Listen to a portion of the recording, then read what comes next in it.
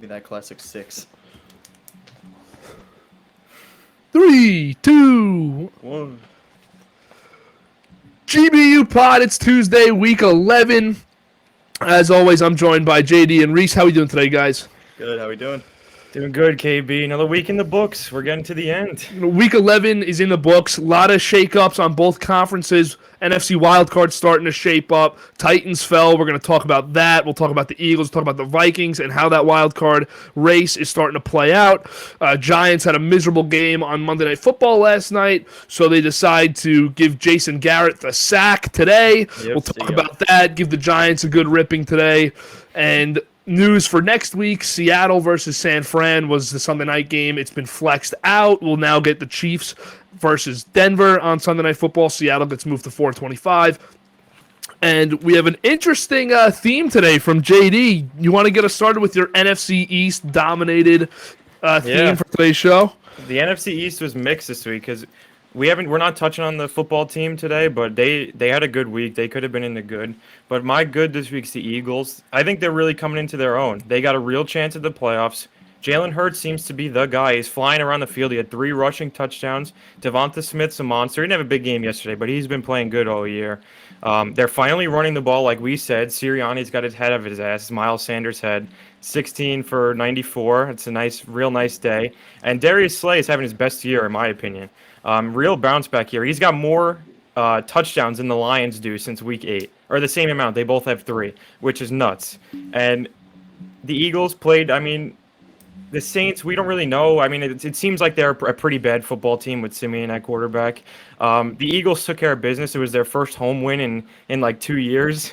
So, they're trending in the right direction, especially with the NFC wild card race the way it is. The 6 and the 7 are up for grabs now. Their next 6 is the Giants, Jets, football team, Giants, football team, Dallas. They're going to make the playoffs. As long as they keep doing what they're going to do, they're going to make the playoffs. And I think they have a real guy in Hurts, and for his first real year starting, I think the Eagles have a lot of promise, and they were in games in the beginning of the year. They could be better than 5-6, just like the Vikings, just like a few teams. And you could say, what if this, what if that? But I feel like they've played good for most of the year, and I think they're really trending in the right direction. Yeah, I fully agree with you. They're getting hot when it counts, and in the NFL, that's really all that matters. And heading off of that win, going into facing the feeble New York teams, and then two or three beatable teams after that, they have everything that they need to make the playoffs. They just got to execute. Yeah, Sirianni really turning this thing around, right? What a disaster first half. Getting back on the right side of things. Second half.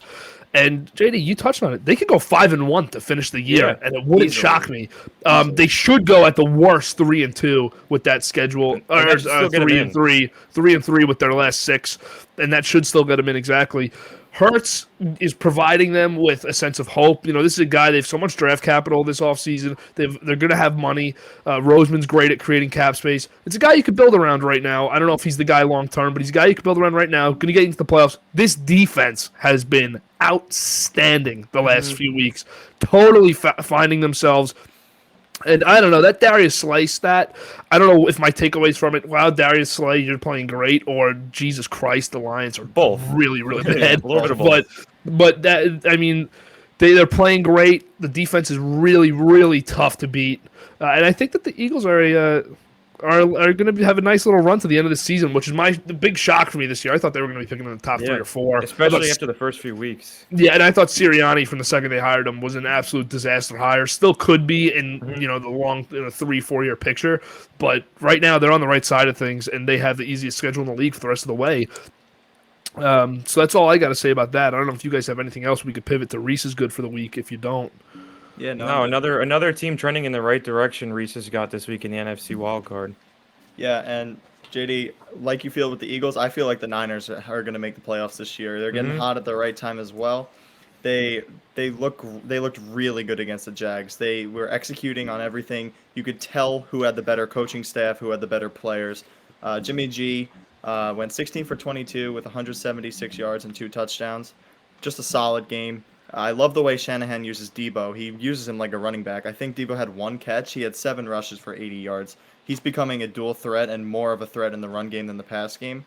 And while Debo's running the ball, Brandon Ayuk is stepping it up too. He's been great. He's been better every week. 7 catches, 85 yards, and a touchdown. And another player that's been sneaky good for the Niners is Josh Norman. He has 6 forced fumbles on the year, and that can win you a couple football games. So I really think the Niners are trending in the right direction, and they're going to make the playoffs at the 6. Yeah, and you could see how quickly things can change in the NFL, because 2 weeks ago we were calling for like maybe Shanahan. It's time to rethink what they got going on, and then the next 2 weeks he shows his offensive genius. I know it's the Jaguars, but I mean they put a beating on him. Debo Samuel's he could be a top 10 receiver in the league. He's not necessarily used like that, but I think the Niners are really trending in the right direction. As a lot of the NFC teams, unfortunately, Carolina had that stinker, so we don't know how that's going to play out, but the NFC wildcard race is close, and the 49ers got the Vikings on the schedule next week, and that can determine really the end of the season with tiebreakers and all that, because the Vikings are also trending in the right direction. Yeah, the 49ers, we said it a few weeks ago. I thought Shanahan was done at the end of the season. Looked like a 5-6 win season. They get to are they 5-5 now? The record? Yep. 5-5. And not going to win that division, certainly. I don't even think they're in a running for it. But they're another team like Philly. You win 3 or 4 of your last 6-7 games here, and you're in a really good. You have a really good chance to make the playoffs. But let's talk about for a second how things turned in the NFC. A couple weeks ago, it looked like a 7 or 8 win team was going to get in that 6-7 spot. Now these teams are getting really competitive. They're starting to put up be on the mantle of the AFC wildcard teams too, because the AFC wildcard looked so loaded and the division leaders didn't look great. And now the NFC is starting to flip that narrative. The toughest part of the playoff is going to easily run through the NFC, especially with the way these wildcard teams are starting to play. So that would take me to my pick this week. So we stick with this NFC wildcard theme, is the Vikings, who I think are the toughest of these teams. I thought it last year too, and they just missed the playoffs. Chicago just beat them out at the end of the year. I think the Vikings are really, really good. Any team that wins against Rodgers in that division, I mean, hats off to you, because I said it on Thursday with the picks. I would never, ever bet against Rodgers going into a division opponent or playing one at home, especially. They went on a game-winning field goal, not something the Vikings usually do. Usually we miss that field goal, lose the coin toss, and then lose in overtime. Was hoping they would. Massive conference and division win. JD, you might disagree with me, but I think this is a bit of a wake-up call for Green Bay. You're not totally away with this division yet. Mm-hmm. You have a team with a dangerous offense. I think that this big three, Cook, Jefferson, and Thielen, are the best in the league because of how they complement each other. Cook is as good at running the ball as anyone. They need him healthy. Jefferson is as good of a number one and as spreading the ball downfield, opening up the field. And Thielen, we saw it on Sunday, he still might be the best red zone receiver in the NFL. He's so good in the red zone at getting open. His routes in short proximity are great. And Kirk Cousins, time to stop disrespecting Kirk Cousins. Mm-hmm. He might have had his best game as a Viking on Sunday, and he's having his best season as a Viking, maybe the best of his career right now, too. He threw for 341 yards, 3 touchdowns, no interceptions against the Green Bay defense that I thought highly of coming into the week. Thought they could have been deemed as the number 1 defense in the league coming into the week. And most importantly, and what impressed me the most, is teams don't beat the Packers like this. When Rodgers has a great day, teams beat Green Bay, and they weathered a storm. Rodgers coming into a division opponent, you know he's playing good, you know he's bringing his best. He brought his absolute best, played a fantastic game, maybe his best of the season, and the Vikings walk away with a win, and I thought that was a really impressive and encouraging win for a team that could play spoiler in January this year. Yeah, JD, I'm just going to butt in here because I know you have a lot to say. Yeah.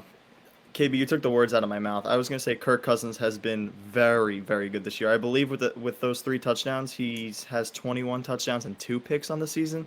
He's been stellar. He hasn't been turning the ball over, and if he continues his play along with Jefferson and Thielen and Cook, they're a threat. Yeah, I will say, while Kirk Cousins did have his best game of the season, there were a few turnover-worthy throws that were just kind of floating out there, and the Packers defense has to pick those off. Not to Kirk Cousins' fault. You can't fault him on that. They didn't pick it off. So, I mean, at the end of the day, the Vikings had a very good game. They really did. They didn't run the ball like I thought they would because Dalvin Cook had like 20 carries for 60-some yards, which is really good. Or he might have broke off a big one at the end, so he might have had around 80 yards, which is really good. And the Packers' pass defense has been really good all year, even without Jair. There's Stokes, King, Douglas, they've all been good. But the Packers, this was a shit show from the start, really. It truly was because we kind of felt like a trap was coming. We all picked the Packers to win because how could you not? How could you really? How could you not? Have to. But deep down, I was really worried about this game, and it's always tough to win in that place. I mean, that place is loud. They're going nuts. The horn going, the skulls going, skull. But I just want to say, I praised Kevin King last week. Yeah, I take that back. We told you, man. We told you. You're Kevin gonna jinx King, yourself with that. You fucking blow, dude. I mean, learn how to tackle somebody. I mean, he's playing 5 yards off Thielen when into the end zone, and Thielen catches a little flat. And That was bad. He can't tackle, and he's been good this year, but I'm having PTSD now because I want him cut. I want him gone. But you can't do that because Jair's not back, and Darnell Savage can't catch a cold. He's in. If he just learned how to catch, he would have probably like 5 or 6 picks this year. If he had 2 on Sunday, but he can't catch a cold. He sucks. But he doesn't suck. He sucks at catching the ball. He's a good safety. He's in every play. But I mean, you got to make easy picks. Amos dropped 1, but Amos has been good all year. The real problem in the secondary in the future really truly is Eric Stokes versus Justin Jefferson, because Justin Jefferson is on pace, if not already, to be a top 5 receiver in football. And Eric Stokes has been playing great all year. He's great versus everybody. But it worries you because in college, when he was with Georgia and Justin Jefferson was with LSU, Jefferson would torch him every time they played, and it looks like the trend's going to continue. That's a problem. They need Jair back, but even when Jair's playing, he's usually shadowing Thielen. So, because they like to mix Jefferson up in the slot and stuff. So we'll see. And then one other thing I want to touch on is Douglas. Douglas has been great all year too, but he had the one play where he was right in position and it just the ball flew right past his head, and he didn't even see it, which was bad. So Cousins had a few turnover-worthy throws, but you're right, it was his best game of the year, and if he continues to play like that, the Vikings will win a lot of games. But the one thing, I'll go back to the Packers, all 3 phases, we were kissing the defense's ass all week. The defense, we were kissing their ass all week. We thought they were going to be good. I know they lost Gary, but all three phases for the Packers will never play good at the same time. When the offense has their best day, the defense has their worst day, which is just unfortunate because if they can click in the playoffs, all 3 phases together, special teams, defense, offense, they're winning the Super Bowl. But Crosby, I don't know what's going on. He made every kick the last 2 years. He makes a 54-yarder and then misses a chip shot. I don't know what's going on with him. And then you have to be worried about Elton Jenkins and Bakhtiari because that line next week, I'm very worried about how they're going to play versus the Rams because the Rams are licking their wounds. They lost 2. They're coming off the bye, and they know they got to show up for this game. And we're going to have Big Yosh on the left side and then the same crew. But to not have Jenkins and Bakhtiari on at the same time at all this year is really unfortunate because those guys are 2 of the best in the league. I mean, I was just going to say, they have a huge game coming up. Rams coming off the bye. Last team you want to have a decimated offensive line against, strictly just because of Aaron Donald, and now they have everybody else. They have had everyone else. They added Von Miller, but Floyd's good. Von Miller, obviously. But if I was to do an offensive lineman ranking, there's a really good chance that Jenkins is number 1 in the entire league for me. He plays every position at the highest level. Bakhti might be the best left tackle in the league. There's a couple guys right there with him. Jenkins and Bakhti at the same time. Brutal loss for the Packers. It's going to be really tough on Sunday to make up for that. But, we'll see. They don't lose back-to-back games really ever, the Packers. So this is going to be a really tough one. On Sunday, I'm looking forward to it. But, JD, how concerned overall are you with this injury report? Because it's probably the worst in the league. It's the most concerning injury report in the league, in my eyes. It may not be the most most guys might not be the highest volume of players injured, but a lot of their key guys are injured right now. What do you think? I would be lying if I said I wasn't worried. We're limping badly into our bye week, and we really cannot afford to lose to the Rams this week if we want a chance at the 1 seed. We got to beat them. We got to take care of business. But this game really worries me. The injury report going forward worries me because we saw Bakhtiari today. We didn't know why he wasn't practicing all last week. It was a big mystery. Now we know they had to go back into his knee and do a scope, take something out, fix it up. They said he's been feeling real better. They said he's going to come back for the stretch run. Who knows if he is? But we need him in the playoffs because last year, the reason we lost to Tampa Bay was because we did not have Bakhtiari and we could not stop that pass rush. That cannot happen this year with Elton Jenkins because we need Bakhtiari back to have a chance at the Super Bowl. And it does worry you because Aaron Rodgers' toe seems like a real concern too. Like he's saying like there was like options for him to like miss games. He said that's not on the table. But it could be wise for him to sit out. We're going to get that bye week, so that's not going to happen. If they didn't have a bye week, who knows what it would be. But going forward, you have Lazard, who missed the game Sunday. You have a bunch of guys. If Malik Taylor's our kick returner, he missed the game. And then you have a bunch of guys on IR. Zadarius, we need back. We need Zadarius back in the playoffs. Him, Gary, and Preston Smith, if they're on together, that's one of the best pass rushing trios in the league. Even Preston Smith's having a great bounce back year, and Gary's having his best year. Jair, we need back, although I am worried about him because they're saying there's no setbacks, but we're not really hearing much progress on that end. And Jair is key to this team because we cannot have happen what happened Sunday, where the Stokes and King and Douglas all decide to have their worst games at the same time. With that being said, I do think the Packers finished strong as the 2 and the 1. We'll see, though. They got to heal up. The second half of the bye is not the hardest schedule. They get the Bears coming right out, too, on Sunday Night Football. That's a bad one. Yeah. But, it stinks. I don't feel as worried about their positioning in the playoffs because we know they're still going to finish strong, win games, and Matt LaFleur hasn't lost back-to-back games in his tenure, which is nuts. But I am worried in the long run they got to get healthy, and they got to get healthy fast. Yeah. All right, you want to carry your momentum into the Dallas? Yeah, Reese, you have one last thing to say? Yeah, I just wanted to touch on. I feel like the Packers, no matter what, they always find good old linemen. So I'm really interested to see if they can bring up some guys that can just hold down the fort. Because I don't know who the coaches are. I'm not sure who the backups Stanovich, are. But he's a great coach. The Packers always have these guys. It seems like they come from nowhere, and if they just find these guys in the 5th and 6th round that are the next Elton Jenkins. So I'm really excited to see what they do. But if they can hold it down and beat the Rams this week, I think they're going to be the number this is one a big team one, in the NFL again. Yeah, their offensive line coach is Adam Stanovich, and he needs a pay raise because he does a masterful job with these guys. Billy Turner has really become a staple at right tackle. We don't even have to worry about that side. It's just the 2 guards worry me and the center come playoff time, but they've been great. And Yash on the left side was great for when he played. But you're not playing Aaron Donald, and you're not playing Von Miller, and you're not playing the Buccaneers. So we'll see come playoff time. But you're right; their offensive line will do the job until Bakhtiari comes back. But it does worry me. Yeah. With that being said, take this into the Dallas. We're gonna take this into the bad now. We're gonna take it to our former head coach Mike McCarthy, who seemingly did not have the Dallas Cowboys ready to play this game. This was a massive disappointment. The team looks scared on offense. I don't even know how that is possible because the Chiefs defense, who was bad in the beginning of the season, seems to be turning around. So that's good for them. But Zeke's absences, I know he was banged up, but that's a problem. He's been ineffective all year. And Noah Amari, who was out Sunday, and he's out this week because he tested positive for COVID and is not vaccinated, so he's automatically out. That's a problem. But the defense gave him a chance, and I'm not too worried about Dallas. I mean, I am dropping him a lot in my power rankings this week because I do think they definitely got exposed on offense. But they'll get Amari back, and I don't know. They have to figure out running the football. But their defense is what really is the takeaway for me is they played great again.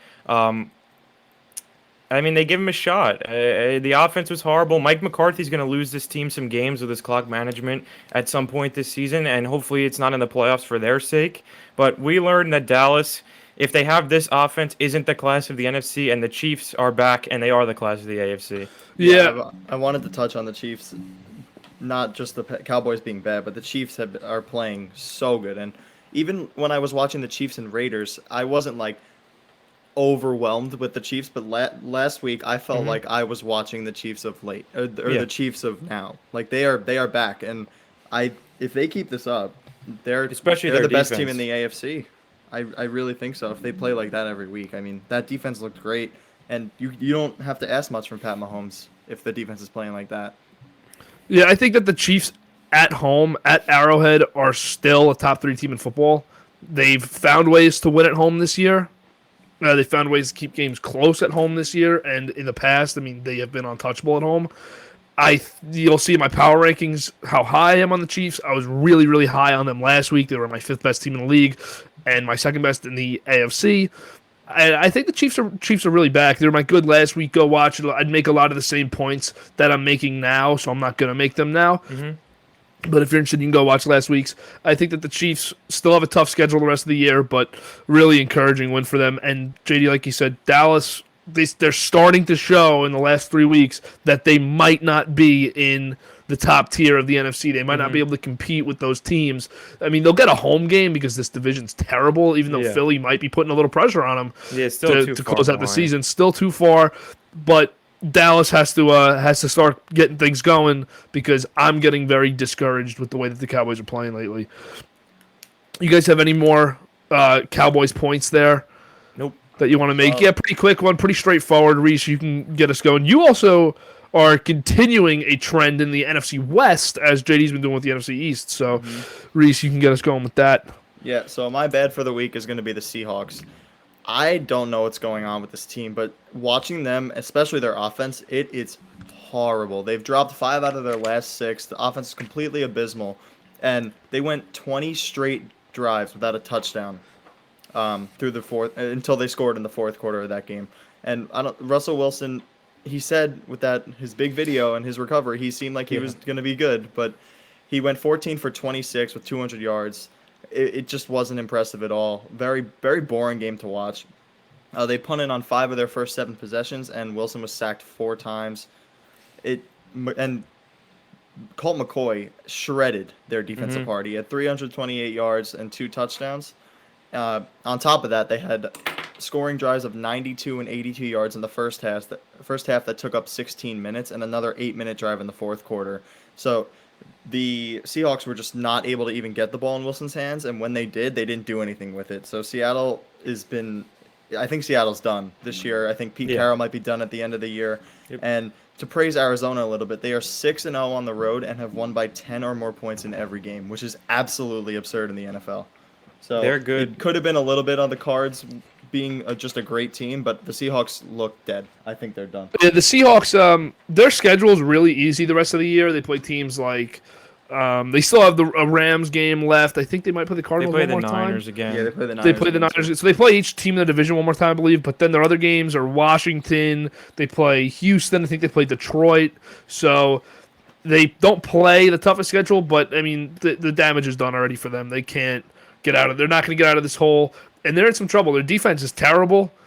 Their offense is not good either. Their offensive line's awful. They have no running game. When Russell Wilson was at his peak, at his best, and they were winning games, they had a great run game. They had Marshawn Lynch. They had Marshawn Lynch, and they had a great run game, and they had a good offensive line. They have no pass rush. They have no. I mean, both sides of the line are really, really bad, and you're coming up on the end of the Bobby Wagner, a great career. He's still very good, but Jamal Adams blew the game for him this past week, and you have no picks. You have no first-round pick. And they really shot themselves in the foot. You pulled a Rams move without getting a good player. Yep. They got a guy that has completely failed on them. And I'm not gonna get totally into the Adams thing right now, but Seattle, there's a good chance Russell Wilson actually goes all in on trying to get out of Seattle this offseason because we saw him flirting with the idea last year. Mm-hmm. They're in a lot of trouble. I think maybe they win 5-6 games in the whole season. This is an awful team. I can't believe what I'm watching Sunday. I thought Russell Wilson, I said it 2 weeks ago, I thought Russell Wilson was going to go into Lambeau and beat Green Bay. I changed my pick because of how cold it was in Green Bay on Sunday, but I was very confident in his return. And he's played awful. Back-to-back weeks, the offense hasn't done anything. So, and look at what Carolina did to Arizona last week. So Arizona's not and I'm going to touch on this again later, Arizona is not invincible. They might be the best team in the league right now, but this is not an unbeatable. There's no one in the league right now that I see as like a really tough there's team no to beat. one-loss team. There's 1 2-loss team, and then a bunch of 3s and a bunch of 5 and 5s and 5 and 6s. So yeah, Seattle. I had thought they'd come in last in this division, but maybe winning this division, you could win 9 games and come in last. You could go 8-9, 9-8, and come in last. This has been a total disappointment for them this year. Granted, Russ got hurt, but I don't know if they would have won any of those games anyways. They won the Jacksonville game. They would have won that anyways, but I don't know if they win the games that Geno played in anyways. So you guys got anything else on this one? Yeah, I'll just touch on it quick. It's quite clear that Russell Wilson's not ready to be playing. He came back way too quick, but not to his fault. He had to. The only shot the Seahawks had 2 weeks ago was for Russell Wilson to come back because Geno Smith was not winning in Lambeau, and he was not winning this game either. Yeah. So it was their best chance, but you guys touched on pretty much everything already. I think this is Pete Carroll's last season because they don't have a first-round pick, and I think Russell Wilson is gone this year, and he's not looking to rebuild. I don't know if he's done coaching. I think there's a chance he might go somewhere else. I think there's definitely a chance Russell Wilson will go somewhere else. It seems to be... I know it sucks that they only won 1 Super Bowl, and I'm not a big Seahawks guy. I hate them. They beat us a few times. But they had a great core, a great quarterback, and got 1 Super Bowl, and could have really had 2 or 3. So it's sad for Seahawks fans. They easily had 2. They should have had 2. I mean, it's sad for them that it looks to be a lot of dark days coming because this is not a good football team. This is not a good defense. DK Metcalf last year had people saying he was Megatron. He was a top 5 wide receiver, and this year he has more hair colors than touchdowns. He's got more hair colors than touchdowns. I mean, Tyler Lockett played a good first 3 weeks, and he's gone. I don't know what happened. Russell Wilson can't get him the ball. They have no run game. Chris Carson's done. So this seems like a team that is completely dead. They're going to be heading down some dark roads, especially with no first-round pick. Congrats to you guys. You're going to have a top 2, top 7 picks. But yeah, the Seahawks are a bad football team. Yeah, and even I follow a bunch of Seahawks accounts, and I could see all the fans are mad, and even with that off the field, like Pete Carroll has been coming out and saying that Chris Carson's going to play for the past 6 weeks, and then all of a sudden he's shut down for the year. Yep. And I think in every way possible, Seattle is crumbling, and I don't know how long it's going to take for them to get out of this, but at the end of this year, it's going to get blown up. Yep. Yeah, really bad shape for Seattle to pivot to a team in the AFC in the wild card race right now. I'm going to go to my bad, a team that actually got a win this week. Browns beat the Lions at home 13-10. I think this is a really bad win. And it's the worst win of the whole year. It's the worst win in NFL history, aside from the Jets beating the Rams last year, which now doesn't look as bad.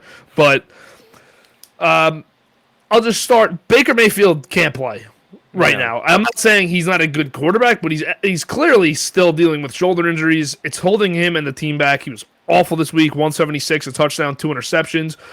Nick Chubb is still Nick Chubb. He's their entire offense. Their offensive line's great. But my biggest issue with this game is, I mean, I said they have no passing game. That's a huge issue. They let DeAndre Swift run all over them. The Browns' defense coming into the year was arguably the best on paper. I had really high expectations for them. They had a really good offseason on defense. They let DeAndre Swift run all over him, and Tim Boyle was playing quarterback. You knew they weren't going to throw it. Yep. There should have been 10 guys in the box every play. You just drop a safety back and let the receivers do whatever they want all day because Tim Boyle's probably not even going to hit the pass. The guy's college careers. Did you guys see his college careers?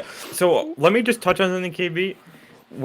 During our picks episode on Thursday, when Reese picked the Browns, I said beware of Tim Boyle, but that's only because I knew of his Packers days, and it seemed like he was like slinging it around the Packers, but his days at UConn, dude, in 2 years he had 1 touchdown and 13 picks. I'm looking at his stats, getting ready for this, this pick. His career stats in college: 12 touchdowns and 26 interceptions. How is he in the NFL? How is he starting on a Sunday? Reese, he had 800 yards in 2 years at UConn, dude. They did not throw the ball. And they threw picks. His college stats are so unbelievably bad that you wouldn't even know they're real. Like, if you, Reese, you remember, and JD, you remember Luke Falk for the Jets? Yes. who came in for Darnold when he got mono. Luke Falk is the worst NFL quarterback I've ever watched. I'm not even exaggerating. Like, he could not throw a heater 4 or 5 yards. Everything was a little flare. Everything was a duck. He was awful. He did nothing. He had great college stats. Like, to get into the NFL, you need to have a damn good college career. Tim Boyle didn't even do, like, there was no one on UConn ever that was like, oh, this guy's good. He sucks. I'm going to make a point quick, but it's not something to really be worried about. I might be overreacting, but Tim Boyle was active over Jordan Love every game last year. What does that tell you about where Jordan Love was when he first got drafted? That's true. That's true. Tim Boyle, what did he throw? I think he did 77 yards and 2 interceptions on Sunday against Cleveland. I can't believe this guy was playing quarterback. I can't believe this guy is in the NFL at all. Like, not even practice squad. It's just a waste of a practice squad spot. Mm-hmm. This is awful. What the hell happened for the David Browns? Yeah, right. What happened? He was a Thanksgiving legend. Yeah. Legend. But I mean, the Browns won by 3. Dude, I was so pissed off. The offense should have been the whole game. You should have won 45-0.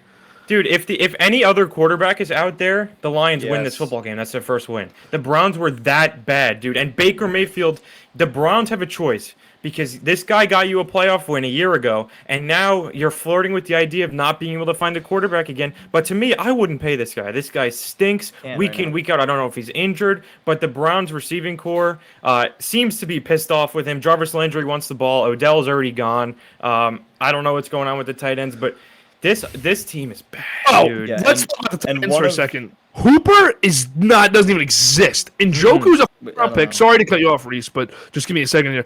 Njoku's a first-round pick. He's in a contract year, non-existent. He had that one huge touchdown. I'm forgetting against who.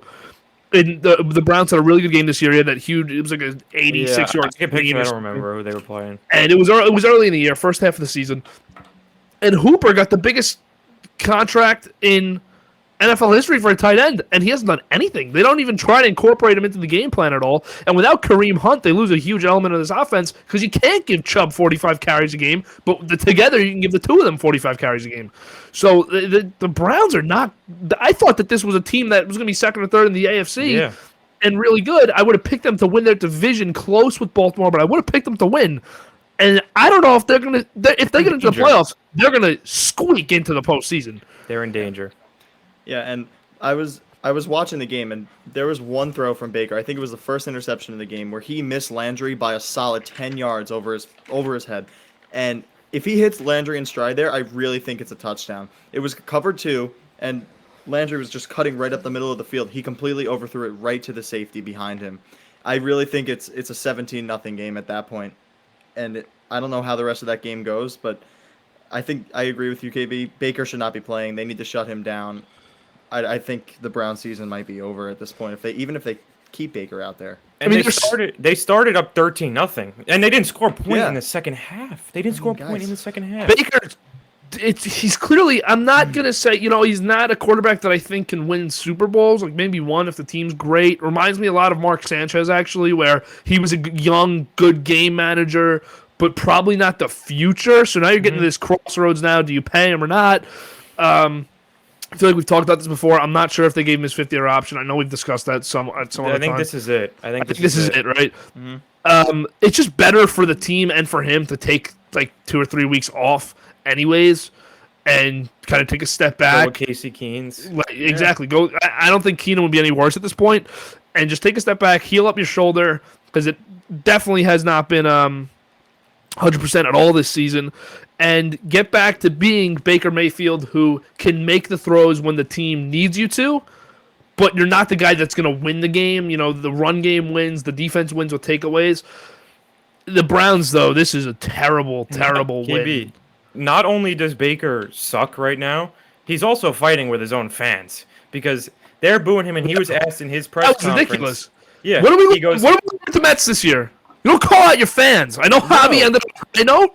Yeah. And the probably sign up. Don't. He said those are the same. He called his own fans the same idiots who were cheering for them on offense, not allowing them to operate. Come on, are you kidding? This guy needs to spend less time doing his commercials and get back on the football field. Do you know how it just does not impress me at all when you come up with an excuse for why you were bad this week, and the excuse has nothing to do with you. You're gonna blame the fans for your offense not being successful. Sorry that your fans care. Like you could be they're the most loyal fans. You could be Justin Herbert, and you can't hear because the other invaded your stadium and are waving towels around, and now you can't hear your huddle. Like maybe realize your situation that you have as loyal a fan base as any in the league, and you're packing the house out every Sunday. Sorry, it's loud. Oh my God, I'd let you hear it if you were up 3 to the Lions early in the fourth. And come on, man, you're terrible. You suck. Yep. Guess we can move on now if you guys want. Suck. That'll bring us to our ugly. Oh yeah, this sucks. Is a lot of suck. The New York Football Giants, who possibly played one of the worst collective games of the year last night on offense and defense. They were gifted a touchdown by the pick that Mike Evans bobbled. Whatever happened, Adoree Jackson picked it off. They punched it in. While we're on that, I'll say Andrew Thomas has more touchdown catches than Kadarius Toney and Kenny Golladay, which is bad, but I'll get to that later.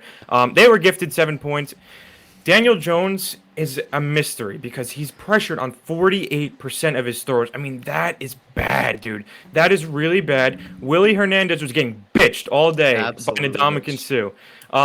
But you can't even say you can't judge Jones because he had 2 horrible interceptions, and watching on the Monday Night Manning, Eli was about to cry.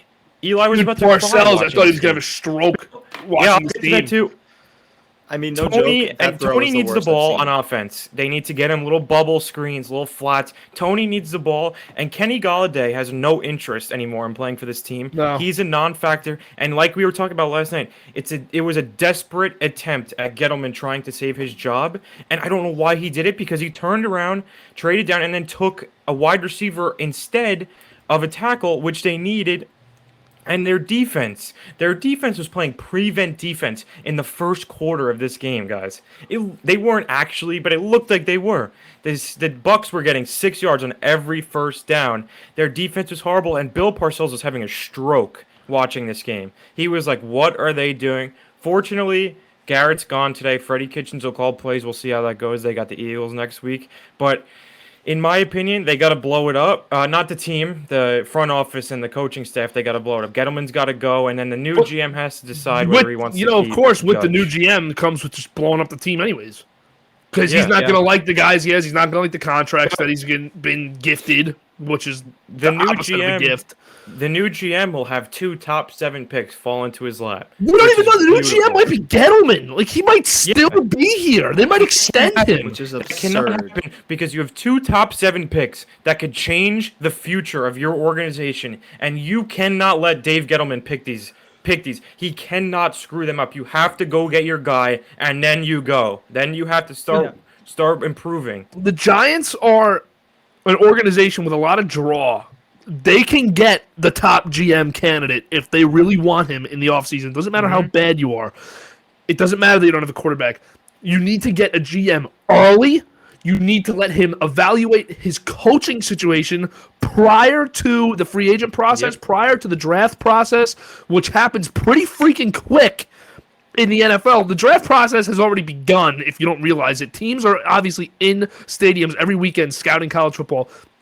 So they need to get a guy in quick. This is an absolute massive, crucial offseason for this franchise.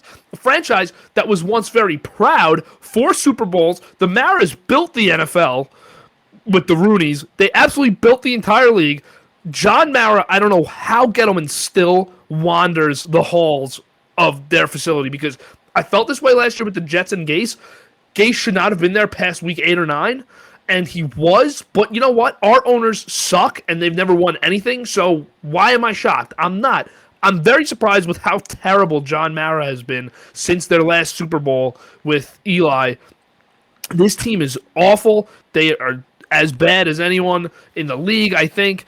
And last night was just a disgusting display. Joe Judge is lost. They fired Jason Garrett today, which is maybe a step in the right direction. Is Freddie Kitchens going to change anything this season? No, I don't know. But he's a long-term answer unless he shows something these few weeks. But, I mean, Joe Judge is absolutely lost. He has no idea what he's doing. And Reese, you go. Just watching that game, I have never seen an entire O-line collectively get bitched Oh for my 4 God. quarters, 15 minutes each. Yeah. Daniel Jones, don't get me wrong, that interception to whoever that was on the line, it was McClendon? probably Was that McClendon. McClendon? It was McClendon. It was his first pick. I forgot about that. And that was no joke the worst throw I've ever seen in my life. I don't know Yeah. where he was going, but I mean the entire O-line, you see as soon as the ball snapped, you see Andrew Thomas and Willie H getting pushed into Daniel Jones. I mean, I know the Bucks rush defense is great, but you got to give the guy a second. You have to give him a second. And as bad as Daniel Jones has shown he can be, he also could be decent if he just got some time. And that's going to affect the throws to Kadarius Toney and guys like that. But, I mean, this Giants team, Gettleman's got to go. Just to touch on a McClendon thing and to tie it into the New York curse, the Jets traded McClendon at last year's deadline. Since the Jets have gotten rid of this guy, he's won a Super Bowl and has as many picks as any of our corners this year. As more, because none of our corners even have caught a pick this year. Yeah, it's because this guy sold his soul for one Super Bowl. We have a safety and a DN, a slob defensive end, Shaq Lawson, have 2 interceptions this year. This is ridiculous. New York football is in the absolute pits right now. This sucks. This is the worst it will ever get. It can't get worse. I was going to make a point, and the New York curse was a great segue into what I was doing, because we like to reference the New York Mets on this show, and they have nothing to do with this show. Fuck them. They don't even matter. Yeah. But I am going to use them as an example as to get ahead of your offseason. If you're the New York Giants, you cannot do what an incompetent organization like the Mets is doing right now. When you're hiring a GM and you're missing out on your own free agents because they don't want to come back with uncertainty, you have to get ahead of the curve and get the offseason rolling. You have to. That's what I was saying before. You got to hire right out of the gate of the offseason. You have to get your general manager. You got to have a plan right now. You have to have the list of names. We already know Chicago's got a list of coaches ready to go. They have their plan in place for how they're going to handle this offseason. You have a plan A, plan B, plan C, because not everyone's going to get Pete Carroll if he retires. Not everyone if he leaves Seattle. They have to have a couple plans. The Giants have a lot of pull in the league. They have a lot of connections. Mm-hmm. They're thought highly of, even though they've been bad. So you got to get your GM right away. You have to go through a thorough process. Don't just get the guy that sounds like Parcells, like you did with the coach. Don't just try to get a Parcells, Belichick copycat. They're in a disaster. This offseason is critical for them because they are entering now their 4th or 5th rebuild since their last Super Bowl. Of only 2 general managers, 4 head coaches now since their last Super Bowl, because they went from Jerry Reese at GM to Gettleman. Both have been bad since the Super Bowl. They went Coughlin to McAdoo to Shermer to Judge since their last Super Bowl. They're entering that decade of Jets, Browns type of football, and it's really, really bad. They got to have a huge offseason. Last night ended their season. The funniest part about that is the Giants have had their best season start in like 5 years. 3-6. Yeah. 3-6. I mean, 3-6. Embarrassing. And the Giants are a very well respected and storied franchise that needs to get back to winning, because the Giants are just back in the Eli days when they were winning those Super Bowls. I mean, it was great to be a New York Giants fan, and now they think they have it as worse as you guys, as the Jets. I know you guys don't agree with that, but it's close. Getting back to it, the Giants have to go into the offseason. They have to get their GM. They have to get their young, offensive-minded coach this time to get in there, get the free agents in, and they have to start building this thing up right, because they have pieces. This isn't a full-on blow-it-up rebuild. They have wide receivers. They have what they think is their franchise left tackle, and he's improved this year. They have guys who are capable of rushing the passer, but somehow cannot. And they do have corners that have promise, and they have a few safeties. And McKinney's good, and then Logan Ryan's been good for them. But they have pieces, and this will be one of the more highly coveted jobs if they can just get a competent front office. Yeah, and on paper, the Giants are a great team. If you have Bradbury, Adoree Jackson, Logan Ryan, Xavier should be McKinney, better than Leonard this. Williams, I mean, that defense is good. And they had Blake Martinez, too. Yeah, he'll be back next year. I mean, he's not the greatest in coverage, but he does stuff the run, which is good. And their defense was actually pretty good last year. Second half of the season, they were one of the top defenses in the league. I believe they finished in the top 10 in the second half of the season. But I said last night in a group chat with a few friends that JD's in. I said Patrick Graham has been awful this year. And Len reminds us, a friend of ours, Len reminds us that this defense on the field the whole game. Yep. So they don't even have a chance. And usually that crosses my mind, and usually that's something I think about because I see it with the Jets so often that one side of the ball is, it's always the defense. The offense is never on the field for too long. But I get reminded a lot that this defense on the field the entire game, and so I always look for that, and I totally slipped my mind. But their last few off seasons, this past one in particular, I just want to highlight quick. I want to go through it. Leonard Williams' contract was awful from the start. A lot of coverage sacks last year. Good interior pass rusher. Good is the key word. Good. Interior pass rusher. Good run stopper. Not a dynamic playmaker on the defense. Kenny Golladay was such a cop-out for a GM that everyone hated. And Kadarius Toney, JD, you said it. You should not have gotten both. You shouldn't have done both. Who'd you pass on in the draft? Micah Parsons and Rashawn Slater. Yep. Those were the next 2 picks. Imagine if they had Parsons or Slater, and they could still have Golladay. They could have still had Golladay. Yep. Or they could have just not paid Golladay and taken Toney, and that would have been fine. But, I mean, the Giants, you can continue, KB, with your point. But, so either way, I mean, you can just forget about it. We'll move on to this offseason. They got probably 2 top 6 picks. Yep. They got hit on them. The Giants, knowing the Giants, because they're a talented team, I'm not saying this because, same old Giants. Like, they're a talented team. They'll probably win a few more games. I think their pick will be worse than Chicago's. But they got to have a huge offseason because, man, New York, and I don't want to spend too much time on the Giants. I'm sorry. Mm-hmm. We did spend a lot of time on the Giants. We're on like 10 of the minutes of the Giants. But you got, in New York, just tie it back to end this conversation, and then we'll move on. In New York, you have 2 of the top 5 or 6 fan bases in the NFL. Easily. Both are going to pick a combined 4 picks in the top 10 or 12 this year. The Jets are going to have a ton of money. The Giants, a new GM will probably create money for them in the offseason. You got to kill it. These teams have to get good again. It's bad for the league when these teams are bad, especially the Giants, because the Jets have been bad for most of their history. So the league's used to it by now. League needs the Giants to be good. The fan bases here need these teams to get good. So I'll leave that as the finishing note for our Giants ugly today. It was probably the best one out of all of the picks today, I thought. There's so much to unwrap there. Yep. And we'll move on to the big shocker of the weekend with Reese in the ugly. Reese, go for it. All right, so the Titans, the number 1 seed in the AFC, for some reason can't beat the most dog shit teams in the NFL. I don't know. As a team that needs to win, that has the spot of the number 1 at number 1, you need to beat the Houston Texans and the New York Jets. Those are 2 teams you need to beat, and they got absolutely, really embarrassed by the Texans this week. Yeah. Tannehill threw 4 picks. And Tennessee outgained Houston 420 yards to 190 yards. It was just an awful display of disciplined football. There were penalties at untimely times. There were just bad mistakes by Tannehill that killed drives. And A.J. Brown got knocked out of the game in the third quarter with a chest injury. So it was just all around just a just a horrible game for the Titans. I'd like to see them bounce back, but the Texans also held the Titans without a sack. So they got no pressure on Tyrod. Tyrod was running the few touchdowns in, and the Houston looked like they came to play. And it's a divisional game, so it's always going to be played tough. But if you are outscoring a team by 250 yards, there's no excuse. You have to win that game, especially as the number 1 seed in the AFC. It was just a horribly embarrassing game for the Titans. They got to get back on track with a win next week.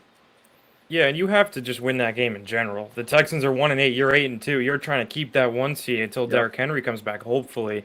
But like I said, if Henry doesn't come back, this team is not going anywhere. While they did beat the Rams, and then who did they play last week? I don't know who they played last week. Saints. Yes. Saints, So you're right. In between beating about 6 contenders is a Jets loss and a Texans loss, which cannot happen. And if you just take care of business against those 2 teams, I mean, you're 10-1. You're in top of the AFC, and you've got a nice cushion because the next is the Patriots at 7-4, So they got it and locked then they're up not at that catching point. you if you just finish the season at 500 football. But the Texans are the Titans are in trouble because without Henry, this team is not winning the Super Bowl, although they might win a playoff game because they'll play one of the bottom seeds. But even the AFC is strong from top to bottom, 1-7. Those are all good teams. And as a Titans fan, you went from feeling great, possibly the best team in football, to now feeling absolutely terrible about where you are. And the Patriots, Chiefs, and Ravens, they're all coming for you. Yeah, it shows the Titans are just a very beatable team. Yep. They are one of the more beatable teams. Just to not go crazy with this, but I don't think with or without Henry, the Titans, this team can't win a Super Bowl. The pass rush is definitely inflated this year. It's not as good. But look at the other teams in the AFC that are in the playoff race. I'll probably miss one or two because I'm just trying to do like a speed listing here. Chiefs, Bills, Bengals, Ravens, that whole division. Steelers, Browns, Pats. I'm definitely missing a few. The races, there's a lot of teams in the race. But Tannehill's the worst quarterback. Mm-hmm. Tannehill's the worst quarterback. Going to hold them back. Like maybe Mac Jones is worse than Tannehill right now. I don't even think he is because at least Mac Jones has made a couple of big throws. Tannehill doesn't stretch the field. He's in a really cushioned offense. A lot of play action. The play action though, it's not a threat anymore without Henry. It was a great play action offense. It's a perfect example. The last 4 or 5 years, perfect example of the Shanahan system at its best. Making a great quarterback do simple things, run a simple offense. Guys get open based on the scheme. Tannehill's not good. He's not a good quarterback. And, I mean, he played terrible this week. And Julio's gone, and I know that he didn't have a big year, but with Julio out, it really impacted this team because you don't even have that. At least teams still look at Julio as a threat. Don't let him get open. Don't let him be the guy that's making the big plays right now. And then A.J. Brown goes down in that game. It was a disaster. I'm out on the Titans now. Yeah. One thing I wanted to say, we were talking about the Seahawks. Imagine Russell Wilson on this team. Yeah, that's not a crazy idea because if the Titans come up short again, Mike Vrabel's job is going to start to get in question. I think he's a very good coach. Yeah. But you know how it is. A certain amount of years without winning and having a good team and having a team that's winning your division. And by the way, we're talking about it in a little bit. This is not the best team in this division either. But no. But when you have a team that's winning your division, that's in the playoffs every year, and you're not winning playoff games, your job's going to start to get in question. So maybe an aggressive move, Reese, that's a great point. Maybe an aggressive move is in the charts for them. Don't expect them as like a sleeper team for Deshaun Watson if that clears up. Don't expect them to be out on Russell Wilson because they have a limited timetable with the best player in football because of the position that Henry plays, and they can't do it with Tannehill. So keep beefing up that defense. But this team, I'm out on Tennessee now. I was not, truthfully, they were only at 2 in the power rankings last week for me because of their record, because of their consistent play. Mm-hmm. 2 or 3 for me. You have to respect who they played. So you had to respect the wins that they had. But as far as the team goes on the field, the talent is not there in my eyes. The talent's not there. Nothing stands out to me like crazy where I'm like, oh, wow, they have these guys when Henry's not on the field. Because A.J. Brown, as much as I like him as a receiver, really good player, any wide receiver one, your production is cut down without your all-pro running back. Henry's the focal point of this offense. He's the threat of this offense. And he's the reason why everything else is open. And when he's not playing, they're not good. It's that simple. I want to make one more point, too, before we move on, because we will move on from the Titans soon. If the Colts and Titans played 2 more times the rest of the year and they played today, the Colts are beating them 2 times. Give me the Colts all The Colts had a tough start, and the Titans had a great start. I think the Colts are the better football team. I don't have it reflecting that in my power rankings just because I'm respecting who the Titans have beaten. Yeah. But another week of this trend, and the Titans are falling out of the top 10, and they're not winning the AFC.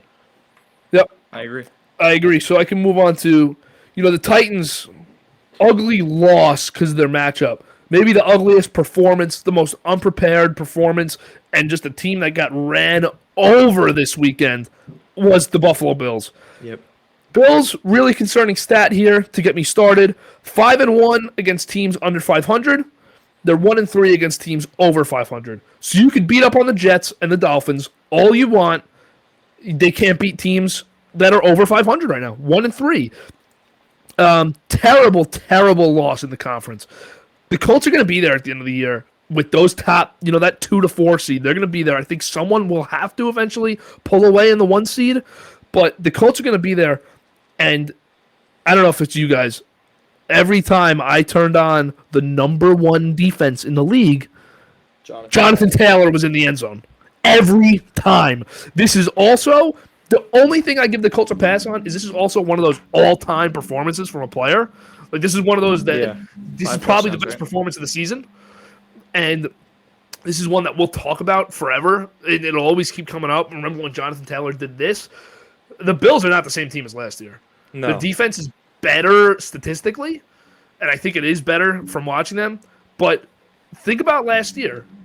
There was a legitimate conversation that Stephon Diggs was the best receiver in the NFL. And Devontae Adams had the edge, but there was a legitimate conversation. He is not. What happened? He's not involved this year. What happened? He's dead. I have no idea what's happening. Teams are on him now. And I'm going back to my point from a few weeks ago after the Jacksonville game. I truly believe that Buffalo thinks, and Brian Dable in particular, Buffalo thinks they are just better than everyone else, talent-wise, so they don't have as good of a game plan. And game planning is equally as important as talent in this league. And when you think you could just go out and throw all over teams, no matter what plays you're running, if you're running the same playbook every week, it's very unsuccessful in the second half of seasons and against good teams. Diggs has no impact this season. Josh Allen played awful on Sunday.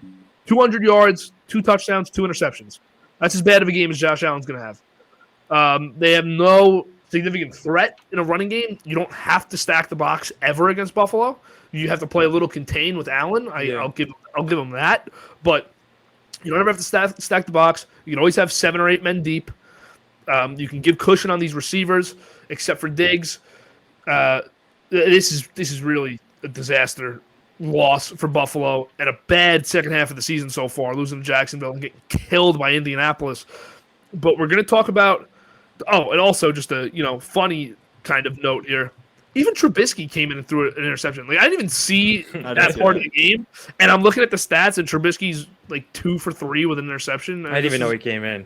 It was that bad. He had like 16 yards on a pick that Allen came out and they put Trubisky in. But I want to just bring it back to the Colts for a second, and then I'll let you guys take it away. I know I took a little time on this. The Colts' offensive line manhandles everyone they play against, and their defensive line is as tough in the middle as anyone in the league. Their whole defense is as tough up the middle as any team in the league. The Colts are really, really good, and Carson Wentz is having a very good bounce back season, not giving the ball away too much. I know that people like to joke about like that Vikings interception that he threw, but overall, very, very solid season, bouncing back, trying to get back that dominant form he had in his second year. I think they're kind of easing him in to the game manager role. Jonathan Taylor is the best running back in the league without Henry, and this offensive line just absolutely dominates everyone. Both sides, they just dominate everyone. Yeah, and to revert back to the Bills a little bit, KB, I haven't really been impressed with the Bills at all this year when I watch them, besides the Chiefs game. When I was watching the Chiefs, I was like, oh boy. The Chiefs-Bills, I was like, oh boy, they're going to be very good. But besides that, I have not been impressed, mainly with the Bills' offense at all. They just haven't. They feel like they're missing something. It seems like last year was their peak year. Honestly, I don't know what's going on inside in the system at all, but I don't see the Bills doing anything more than they did last year. Honestly, and I don't think this year's their year at all. Yeah, and this was one of those games where I learned the NFL has been so crazy. We don't know what teams are, but I feel like after this game, I've learned that the Colts are very real, and Jonathan Taylor is very real and should be an MVP candidate. He won't win it. He won't even be in the discussion because that's how the NFL works. But Jonathan Taylor and Derrick Henry are 2 of the most valuable people in this league. And the thing I learned about the Bills is I'm not ready to give up on them, but this is not the same team as it is last year, as you guys said, and they're in trouble too because if they don't start turning it on, they are, I think, the 7th seed in the AFC picture. They may not even be in it. I don't know what it is, but The Bills are in trouble. The Colts are trending up. I think the Colts are going to make the playoffs. They're not in a spot right now, but I really do think the Colts are trending in the right direction, and not only in the right direction this year. This is a franchise going in the right direction Yes. because their GM Chris Ballard is awesome. Oh, While he's he hasn't great. been able to find that true franchise quarterback, Carson Wentz has done more Frank than enough. Reich's fantastic too. Frank man. Reich is great, and the offensive line is great, and Darius Leonard might be the best defensive player in football. And DeForest Buckner trade for just a first-round Yep. pick changed the whole landscape Yep. of that D-line. That is That one of the was- better trades in the last 2 years that has been made by GM. Yeah, Yep. and even Michael Pittman. I mean, that kid's coming out of Great nowhere pick. too. Pittman's Great good. pick. Second-round Just pick. good picks. They've got Consistently good weapons, picks. dude. You're gonna be a good team. This They're- team's going to be good. This team They're a really team that's is. going to make. They're going to make the playoffs really fun in the NFC. In the AFC. Yeah. We're at the hour mark here, so let's move away from the good, bad, and the ugly. Really good stuff today with that. But we will move to the always fun part of the show is the power rankings. Tough week this week for power rankings. Week. We'll get started with JD's power rankings as always, going 10-1. And JD, walk us through your top 10, and I'm interested to see how we all fare with each other's and in relativity to each other's. And Yeah, it was a tough week. This might be the week where we differ the most. I know the top three might be close to the same, but this was tough because there are teams that lost this week or didn't play good that I thought would have a chance to stay in the top, like the Titans, like the Bills. The Bucks and the Pats are always there, but at 10, I like the Colts. Speaking of the Colts, we just talked about them. The Indianapolis Colts are going to slide their way into the top 10 for me. Not in a playoff spot yet, but they will be. They're going to make the playoffs, in my opinion. This is one of the most complete teams in football. I have them at 10. Falling from my number 4 last week is the Dallas Cowboys. I put them at 9. That might be a little harsh to some people. I don't know what you guys view on the Cowboys, but their performance this week was so bad that I feel like the teams ahead of them are all just better. That's what I've learned this week. At 8, I kept them around the same spot, the Ravens. Good win this week without Lamar Jackson in Soldier Field. It's hard to win there. The Bears stink. They're not a good football team. But the Ravens, if they get Lamar Jackson back, speaking of what is going on with Lamar Jackson, that illness is worrisome because it seems like it's more than just like the flu or the cold. It seems like he has an issue going on. I don't want to get too in-depth with that. I'll keep it rolling. The Ravens at 8. The Rams are at 7. That might be a bit low compared to you guys, but they didn't have a bye. They had a bye last week, and that's where I had them at 7. 6, I have the Titans falling from number 2 on my list. I have the Chiefs at 5, jumping from 10 to 5. I've learned that the Chiefs are back. Their offense ain't all the way back yet, but it could just be a case of Dallas' defense being very good. So they're in the top 5. I've got the Patriots at 4. They're really trending in the right direction. And then to round up the top 3, I got the Bucks at 3, the Packers at 2, and the Cardinals at 1. So I don't know what you guys got, but that's my personal list, and I'm very interested to hear what you guys have. That's a good list. It differs from mine a little bit, but all right, I'll start up. So I got the Colts at 10, who were not even in my top 10 last week. Then I got the Ravens just dropping 1. I don't really have much to say about them. It was Huntley. So Yeah. I have the Cowboys at 7, the Titans at 6, the Pats at 5. Oh no, the Pats at 6, Chiefs at 5. I really like the Chiefs. I think they're back. They moved up. They weren't even in my top 10, I believe, or maybe number 10. They went from 10 to 5. Then I got the Bucks as my number 4, and then Rams, Packers, Cardinals for my top 3. Yeah, so I'm a little similar to both of yours. Both of you, good job too. Tough week, KB, like I said before. I just want to say something. Yeah. You guys will like this news. Breaking news: Zach Wilson will start All right. Hey, against the there we Texans. go. Very good. So we get to see us lose by Only a touchdown. only maybe? like 10 this week against Houston. So my rankings pretty similar to yours. Now it's Zach Wilson playing the Jets at no, I'm kidding. New team for me is the same as you guys. Colts are in at 10. Buffalo on the outside looking in for all of us this week, which I thought I was going to be the only one. I'm glad I'm not. I think that's a fair assessment for them outside of the top 10. Cowboys are my 9. JD actually had the same 10, 10 9, 8 as you. Ravens. Colts, Cowboys, Ravens. 7, I go to Tennessee. Dropped a lot from my number 2 or 3 last week. I'm not 100% sure. For all the reasons that we talked about in the ugly portion. Then I go to 6 is the Patriots. Tough to put them at 6. I thought that they could have been at that 4 spot, like you said, JD. I thought this was a tough spot here in the middle. Yeah. Buccaneers are my 5. Coming off 2 bad losses, and then the Monday Night Football win. Giants suck. That's what we talked about already. So they don't move much for me. I think they moved up 2 spots.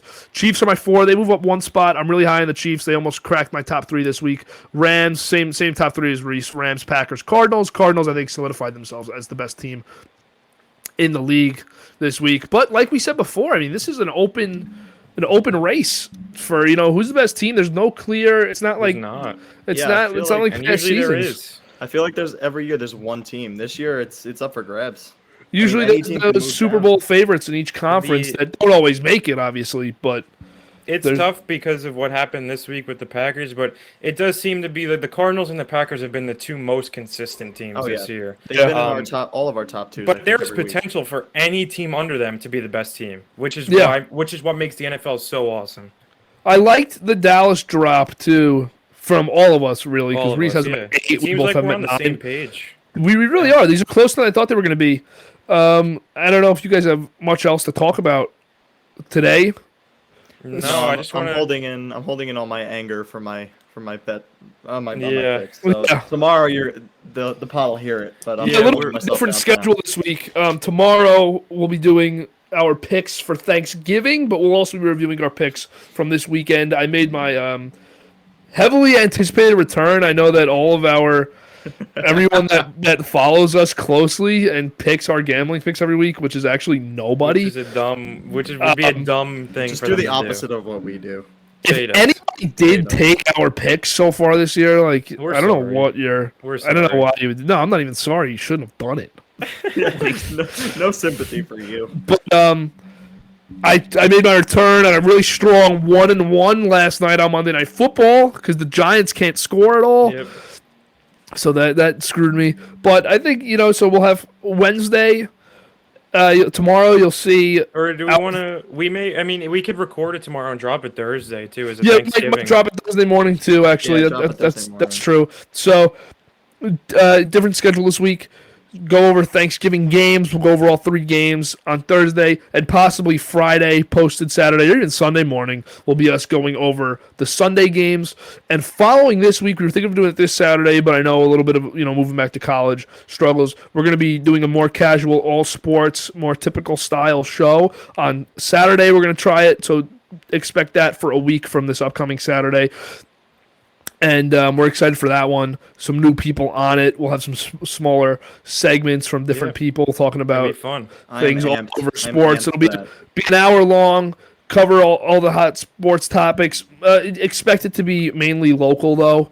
Like in baseball, we're not going to stretch among the league unless for big Seattle news. and Yeah, all we're the way over there. unless we're talking about a big signing somewhere else. We're not going to go crazy with other teams.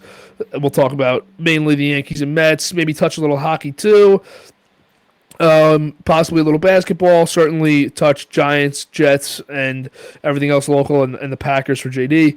But we're excited for that. So an exciting upcoming 2 weeks, holiday weekend this weekend. Excited for that. Everyone have a good Thanksgiving. Yeah, Yep, enjoy happy your Thanksgiving. weekend, everybody. Whenever you're seeing this, if you're seeing it today, thank you for watching. We're gonna have some good content coming out, and I can't wait to be along for the ride. Yeah, Yeah. I'm amped up. Let's go. Me too. I'm excited. So thanks for watching this. Make sure to like, subscribe, check out TikTok, Instagram, Twitter. Everything's down in the description.